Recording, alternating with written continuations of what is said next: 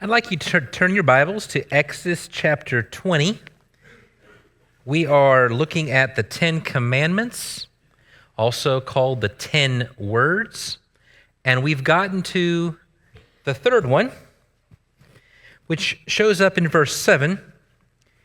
You shall not take the name of the Lord your God in vain, for the Lord will not hold him guiltless who takes his name in vain.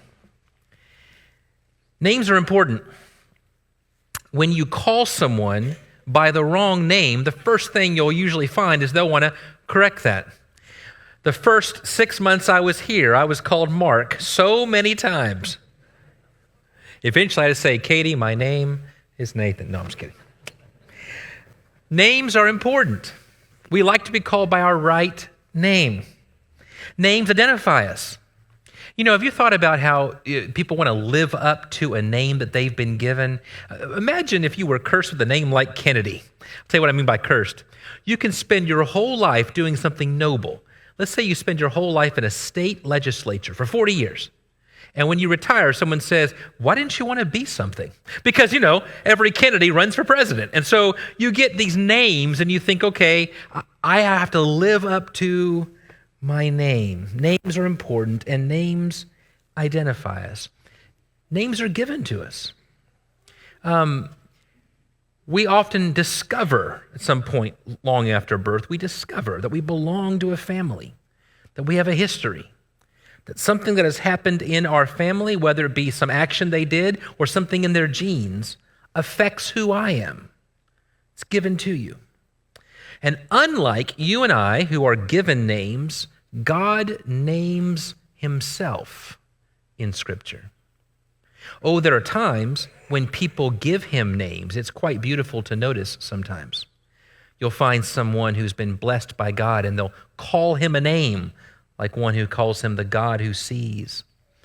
But God reveals himself, and he'll say things in different ways. For example, when Moses is standing before the burning bush, and he asks, what name should I give Pharaoh?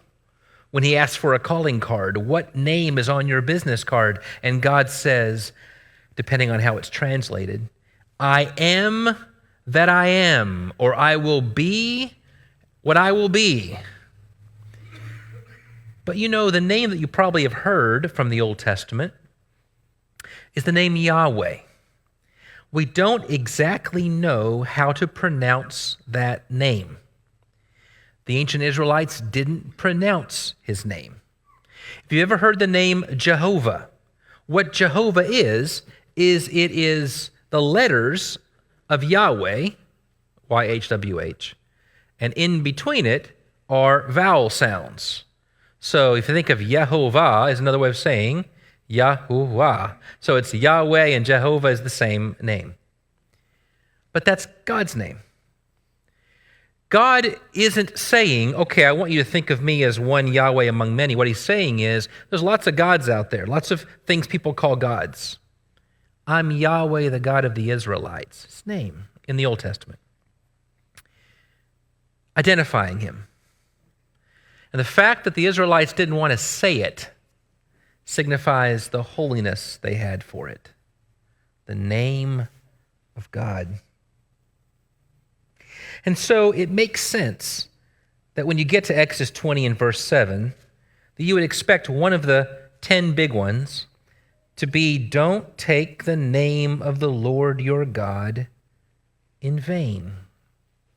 But when we hear that, we usually think that to take a name in vain means one of three things. It means either to curse, calling upon God, cuss, or to use his name wrongly. And I do think that this applies to our speech. Even if we didn't have this command, we would have a reason to think that it matters how we use God's name in our speech. For example, we're going to get to the 8th commandment later, which is not to bear false witness against your neighbor. And there we're going to learn the importance of always speaking true because God is true.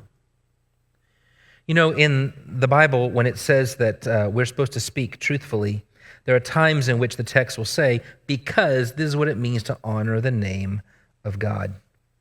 Do you remember when Peter is standing a little bit outside of where Jesus is being tried, and he's warming his hands by the fire, and he's nervous? I can only imagine what it must have felt like. Your master is being tried, and you can, according to Luke, you were able to see inside. Luke says that, Jesus turns and looks maybe through the slats of the bricks in the room in which he's in. But you can see your master, and it must have been an interesting sight. Maybe arms tied, lots of soldiers around. He's warming his hands by a fire. And people begin to ask him one by one, aren't you one of his followers? I know that you were with him. And I find it interesting that on the third one, someone says to him, your speech betrays you. Remember that line? Your speech betrays you. Now that's ironic. It's ironic because in this exact moment, Peter is actually betraying Jesus. But it's also the case that they're probably referring to maybe like the accent. You come from that part of the country. But in order to show that he doesn't belong to Jesus, because he didn't want to associate with Jesus, the text says he called down curses, right? So this is an example of speech that actually did betray him, and he used it to betray Jesus by using his speech in perverse ways, foul ways. So yes, I think it's very helpful to know that the Bible, does want us to speak truth. It wants our speech to be seasoned with salt. It wants us not to use God's name capriciously. When you're trying to say, you can trust me in this. No, really, you can trust me in this. I swear by God, you can trust me in this. What you're doing is you're creating a new reality that says, you really can only trust me when I say that I really mean it. That's why Jesus in the Sermon on the Mount says, let your yes be yes and your no be no. When you're saying, oh, no, I call upon God as a witness that I'm telling the truth this moment. You're bringing him in a way that what happens if in fact you're not telling the truth? What are you doing to the name of God and the reputation of God? And so all kinds of ways in which we could apply the text. But application is different than exegesis. Exegesis is what is the text actually saying. Application is what are the variety of ways you can apply what it's saying. A lot of ways to apply it. But I think in this text, he's saying something much more simple and also much more overarching than the words we say. First century Jewish people would often say things to each other that you couldn't really take to the bank. But when they really wanted to convince you that what they were saying is true, they would say, I swear by the heavens, I swear by the earth, I swear by the temple, I swear by the altar. Did you notice what word they didn't use? If you're wondering, are they trying to dance around saying the name of God? Yes. They're swearing by everything except God's name because they had a command, don't use the Lord's name in vain. But I want to suggest to you that they absolutely were. They absolutely were. Anybody here have a child, or maybe you were one, that when you found out what the rule was, you found how to get right up to it without going over it? Find the line. You didn't actually say these particular words. By dancing all around it, they were showing where their heart was. But I want to say it's more than this. They went from the wording, not the meaning. They went for the letter of the law, not the spirit of it. Swearing by the heavens and the temple is swearing by the name of God. And Jesus points that out. But there's a second problem with their interpretation of that commandment. I learned this from a Jewish person on the radio. I was fascinated when I first heard this, and I thought, this is the first time I've ever heard this. I go look in the commentaries, and they're like, oh yeah, we've known that for a while. Well, I didn't. This is neat. This passage is not primarily talking about your words. To belong to Israel was to wear an incredibly precious badge. But some of them, wearing that badge, followed the ways of the pagan world around them. And the question is, what did that say to outsiders about who God is? So here's what I think Jesus probably had in mind in the New Testament when he reminds people about the way in which we live our lives, the way in which our hearts are set to God. And it's rooted in what I think is going on in Exodus 20 and verse 7. The word here for take, don't take the Lord's name in vain, may be better translated, don't lift up, carry, or bear. Don't bear. Now, we don't usually use the word bear very much. We use the word wear. Think of the weightiness of having your family name. Just show of hands. How many of you at some point in your life, your parent or your grandparent said to you something like, "You represent this family wherever you go"? Okay. Wearing the name, the family name, means you represent them. We bear the name of God at all times in everything we do. You find throughout the Old Testament, God will apply this text to everything they do that brings shame to who God is. In Exodus 20, beginning of verse 22, he says, disobedient worship is to dishonor the name of God. Amos 2 in verse 7 says, the way you are casually using your bodies for gratification rather than within the context of a marriage covenant is to profane the name of God. In Leviticus 6, verses 2 through 5, he says, when you steal from others, you are insulting my name.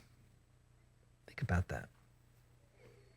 He means that in word and deed, don't betray your calling. You bear the Lord's name. It's stamped on your forehead. I actually love this. You're thinking I mean this as a metaphor. Well, sort of. In the Old Testament, if you were a slave in the house and you were allowed to go free, but you wanted to stay in that house, one of the things you could do is have them pierce your ear with an awning. And it was a symbol that says, I belong to you forever. In the book of Revelation, one of the symbols talking about people who belong to God is that they have his name stamped on their forehead. It's borrowing that imagery, like being branded. I belong to you. And so you have the name of God, and we got that name when we were baptized. I have to tell you, I appreciate that God decided to make it water and not a branding like a steer. But we were named in that moment. I don't know, all of you, how many of you pick out names before your child is born or whatever, but in the New Testament, the book of Luke, for example, it says that, the baby's name is given when he's born. In our new birth, we're given a new name. And that new name is a family name. We represent the name of God. So the question is this: when no one's looking, are you who you say you are? I'd like to do a thought experiment with me. This used to be a lot harder to explain to people. It's from Plato. It's called the Ring of Gyges. But if this sounds weird to you, if you've ever seen Harry Potter and you think about his invisible cloak, you'll know what this is about. Imagine if you could be invisible, and then you could go anywhere and do anything, and no one would know it. There's no repercussions. Would you live your life differently than you do now? You ask this to a group of 18-year-olds. You begin by saying, tell me why you don't steal from your roommate on a regular basis. You start naming all these things, and you get honest answers, right? Well, I don't want to get in trouble. Well, they'll hate me. They'll think this about me. I won't be able to graduate. Yeah, but what if none of those ramifications were there? Would you be different? Would you do different? Jesus says to people who want to seek the heart of God, be people of the truth in the Sermon on the Mount. Let your words and your deeds reflect our God who is full of grace and full of truth. And if you think, well, I didn't pinky swear, I didn't invoke the name of God, so it's okay if I didn't really mean it. You forget that in everything you do, you invoke the name of God because the name of God abides in you. I wonder how many of you had those "What Would Jesus Do" bracelets, the WWJD thing. That was a rage for a while. And if you never really got into that, just take a look at your ring finger. I'll put my hands in my pockets because my ring's not on for weight reasons. But anyway, that ring symbolizes something. There's a reason that even in movies, when somebody is about to cheat on their spouse, you'll see them try to pull that ring off because they know it means something. It represents something. It means at all times, I belong to you. You belong to me. I wonder what would happen if we all the time wore a t-shirt or a hat that said, I belong to Jesus. And on the back, I belong to him. Would we be different? It's not a coincidence that when Adam and Eve sinned in the garden, their first instinct was to hide. We want to hide when we sense there's something wrong. This is an announcement. Don't hide your light. Don't forget who you are. You always represent me. So you can't just turn it off like a switch to go do things that are wrong. You represent me when you do wrong. Don't bear, carry the name of God that's been given to you in vain. I was looking up online an example for this, and I found the Alpha Kappa Alpha sorority. Started in 1908 at Howard University. And I thought this was a great line. It's just a sorority. But if you join it, this is one of the markers. Quote, you are always wearing your letters. Once you're a member of Alpha Kappa Alpha sorority, you represent us at all times. Carry yourself as if you have your colors and letters on at all times. That's Exodus 20 and verse 7. You know that wonderful benediction that is given to the children of Israel, and you'll hear it sometimes. You'll hear the beautiful song, the Lord bless you and keep you. The Lord make his face to shine upon you.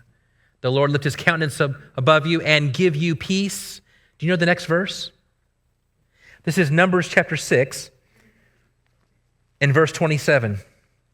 So shall they put my name on the people of Israel, and I will bless them. To give the benediction, to say to a congregation, the Lord bless you and keep you, the Lord make his face to shine upon you, is to remind you, you wear his name. It's like repeating a baptism process, putting his name on you as you go out.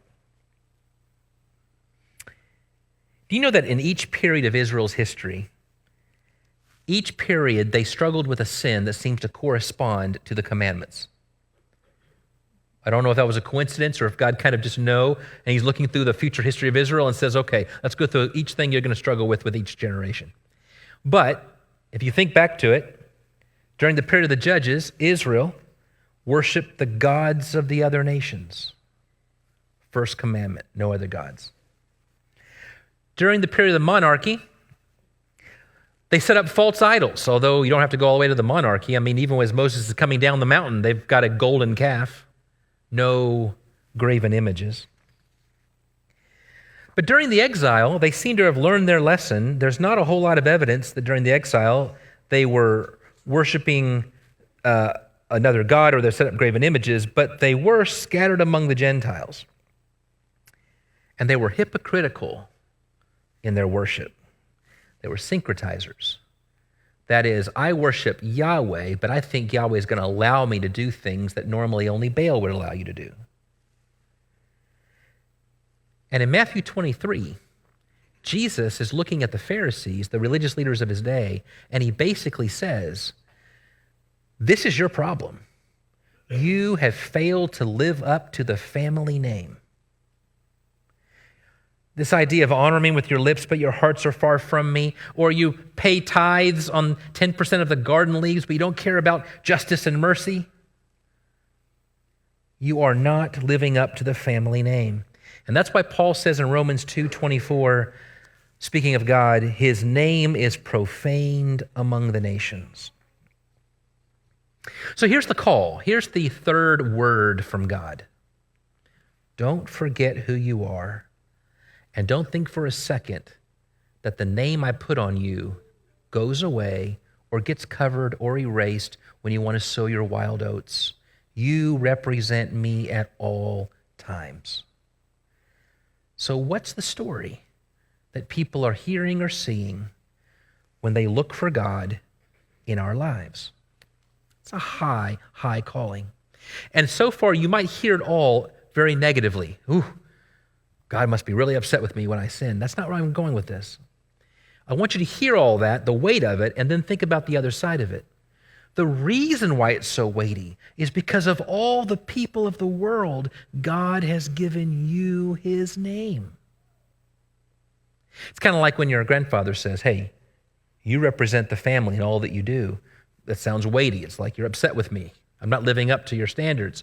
But listen to the other side of it. I don't say this to just anybody. I say this to you. You are one of the few, the proud, the Guy family, or whatever it is, you know. One of the few, the proud, you get to represent us. We have pride in you and faith in you. It's our name. In the Old Testament, the name of God dwelled in the temple. The name of God dwelled among the people. And in the New Testament, Paul says, don't you know that every one of you, every Christian, you are a house of God. You're a temple. You bear the name of the Lord. The full name of the Lord rests with you. You know the old saying, you may be the only Bible some people ever read. Another way of saying that. What do people know about God when they look at us? Let me read it again. Exodus 20 and verse 7. You shall not lift up, carry, bear, or wear the name of the Lord your God in vain, for the Lord will not hold him guiltless who takes his name in vain.